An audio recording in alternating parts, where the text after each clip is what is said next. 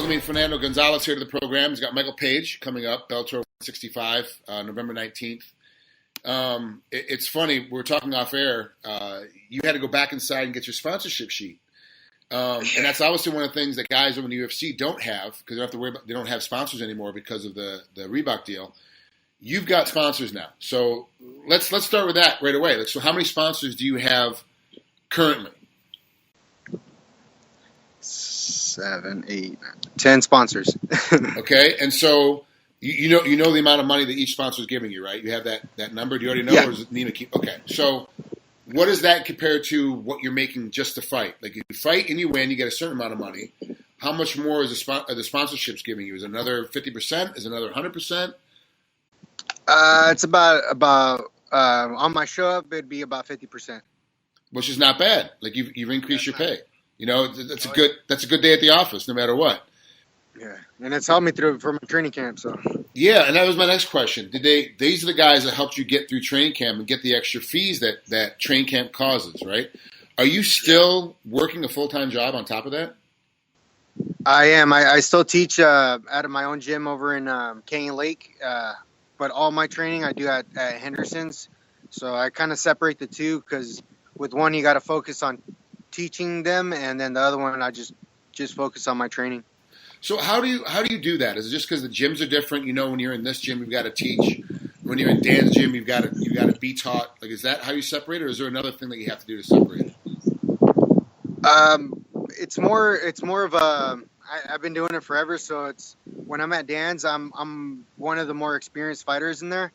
So a lot of times it's more just drilling and making sure we got the bodies that can beat me up, and you know, obviously the guys that I train, they're athletic guys too, and so they're good guys to go with, but they're not the ones that are pushing me. I'm pushing them. So you know, it's good on both ends, because with some I can try new things and I can show them, like, yeah, right, this will probably work with that when I'm teaching, and that allows me to develop my game a little bit better. So when I go actually try it on somebody that's more experienced, I can land it. And so you do find it helps. Your coaching actually helps you become a better fighter?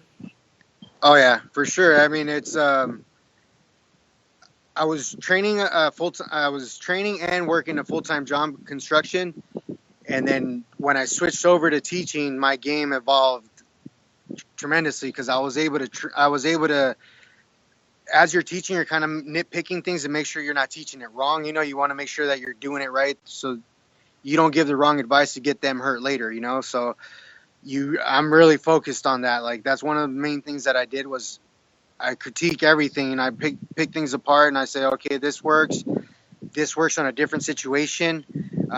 Like, one of the biggest things is hooks, you know? They throw this hook and that you can roll under. So I use that kind of hook when I'm in movement the most, you know? And the other one, which is traditional, is this way. That's when I have him hurt. You know, if he's hurt, then he, you know, a lot of times this will get stuck on somebody, and then he can counter if he's still fresh. So it's just little things that certain coaches would say is, no, don't do that. And then, you know, I just got to train with a bunch of different people, and I kind of figured out what worked best for me, and I kind of showed it that way, and I just kind of let them know there's really not a bad technique. It just depends on a fighter that you're fighting, and when to use it, you know. So that helped me evolve my game a lot. Well, I'm sitting here looking at your records, and you're on a five-fight win streak, all with Bellator, 25-13. Michael's on a 6-fight win streak, all with Bellator, but he's also undefeated, 11-0. We saw this last weekend with Liam McGeary and Phil Davis fighting. Phil wins the belt from Liam McGeary, and Liam was undefeated, 11-0 as well. How do you think an undefeated fighter has that extra pressure? I still haven't lost yet. How do you think an undefeated fighter feels like when he's going inside the cage? When he's like, wow, like I'm still undefeated. I'm going to 12-0 if I win this fight. There's a lot of extra pressure on me. Like, what do you think is going through his head as he walks in? If it was somebody else that I think would be an easy fight for him, I think he wouldn't bother him at all. But with this fight, even when we did our face-off, he was really trying to get into my head, like trying to oh, you're a little scared, and try to bring me a helmet. And I told him, I was like, listen, man, if you show up, obviously, if you're asking me, I think you're worried about it more than I am, knowing that you're actually fighting a tough competitor. He's got a lot of wins in there, but he's been built up. He's taking easy fights, and I think that's what's going to make the difference in between his 6-0 and my 5-0, or undefeated record right now, is that I've been fighting tough guys that were pushing me, and I came out on top.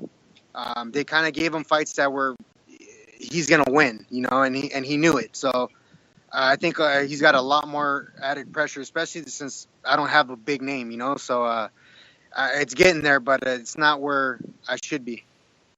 So, do you think Bellator is doing that on purpose, where they're trying to give him easier fights to kind of build him up, or is it just that's who's available when it's time for him to fight? I think so. I mean, to be honest, he's kind of been, dragged along like nicely, like pampered on the way, and honestly, that's going to be on the marketing side.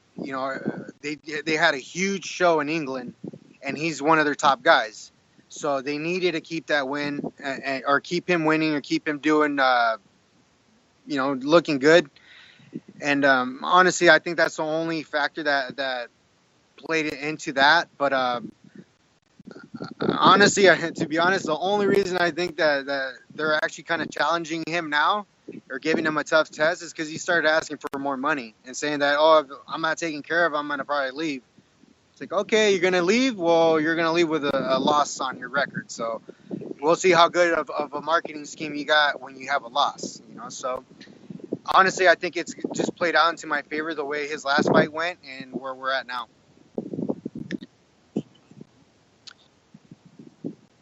Honestly, if I could knock him out, that's going to be the ideal format. But obviously, we're from a well-rounded school, so whatever he gives me, if I take him down, I think it's going to be a lot easier of a fight. But I know he's working on his takedown defense, so it's stand-up and ground is what's going to end up going down in this fight, and eventually I'll put him on his ass. Yeah, I said this fight's a really great fight for you. I think this is a very winnable fight for you, and it's going to increase your name power. When you beat a guy that's undefeated, you beat a guy like Michael Page, it's definitely going to put you on the top end. Before we get out of here, though, because I know you went to your sponsor, go ahead and your sponsors. Honestly, I think the only thing that's really hurt me and why I haven't been promoted as much is because I don't have the physique. I've been pudgy, for a while, and but I've been training my ass off to shed off that dad body, So I'll be looking a lot sharper for this fight, and I think that's really going to make the difference. And marketing's a big part of this game. So if you're not marketable, you're not going to get too far. Honestly, the only thing that's got me through is just keep winning. And, I plan on winning again. And I look in great shape right now. I'm not ripped yet, but we're one step closer to seeing some abs already. So I know people are going to be excited that I'm at least be able to be more marketable. Oh, yeah. Man, this guy, especially trying to hand me that helmet and saying, oh, I warned you. That's a threat to my career and to my family. So that's the worst mistake he could have made, is threatening me. I want to get that knockout bad, but it's not going to – I'm not chasing it. But what I do guarantee is that he's going to get his ass hit, and he's going to get hit a lot. So I want to put my hands on him and hurt him. He should not did that. And that's one of the things that has motivated me to get up every single day, because I want to make sure I put an ass whipping on him. Go ahead before you get out of here. Give a shout out to all your sponsors to make sure they get. I know you went in and had to grab the sheet, so that's pretty awesome.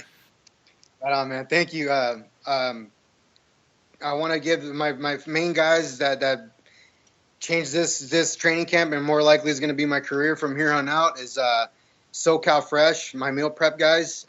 They've got me in tremendous shape, and I think I'm more likely, the way things are going, we're going to be about 5 pounds out from a weight cut, so that's great. And CVAC, who's their altitude training facility, and those guys I already was known for my cardio, but what I'm doing right now in the room is It's incredible. I feel great, and I'm able to push 25-minute pace without getting tired. And so I give a lot of props to them and all my other sponsors, Rover on Main, Heritage Tattoo, 2XL Inc., Precision Tune and Auto Care, Dr. Toy Chiropractic, and my main sponsor for this is Hayabusa. So thank you guys, and I appreciate everything. And I'm planning to go out there and put on a good show for the fans. I got to ask you, because I know Nima is your manager. Did Nima get all those sponsors for you, or did you get a couple of them on your own and then just get Nima involved at the end? He got me the Hayabusa and the Hayabusa sponsor. No, the rest of them are more local guys in the area that just been with me forever. Heritage Tattoo and Esparza Plaster. Esparza Plaster is my uncle, and Heritage Tattoo is they're the ones actually I was working with them when I got the Bellator contract. So they've been with me since day one, pretty much. So yeah, a lot of at home love. So yeah, see, I like it when you can get. There are a ton of great sponsors out there. I mean, there's a ton of big international sponsors, but it still gives me a lot of pleasure knowing that part of the sport is still old school, where it's your local chiropractic, it's your local guy that's there, the local plumber that just believes in you, and he lives down the street. A family member has a little bit of a business. He's like, no, I'm gonna give you some money. Like that's what that stuff is great because you're able to give them some advertising, help them out, but it also gets you through training camp without worrying about, am I going to be able to eat this week? Am I going to be able to get to the doctor and get myself healed up, get my recuperation? Yeah, and one of those is actually my chiropractor, Dr. Toy. It's kind of weird, a lot of things happen throughout your life, but I was a kid that I got in a lot of trouble, so my parents didn't let me go on field trips. They didn't let me do any of that stuff, so I needed to raise money to go on like when I was playing football and stuff, to go on my trip.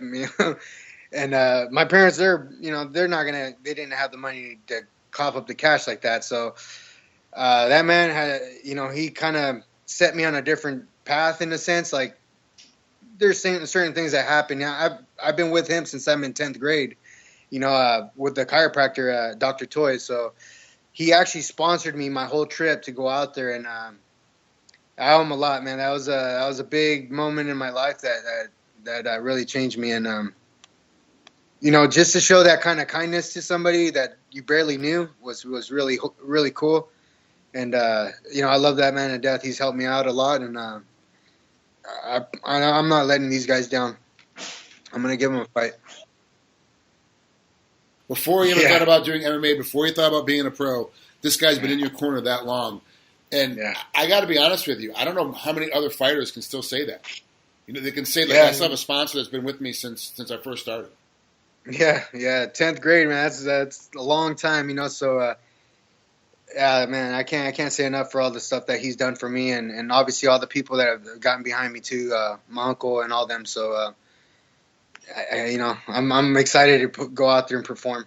That's awesome, man. Thank you so much, Fernando. I appreciate it. Great. I can't wait for this fight to happen. It's going to be an amazing fight with Michael Page. Good luck with the rest of your training camp. Enjoy the process. Enjoy what's going on. And go out there and get that W. Thank you, brother. I will. Take care. Have a good one.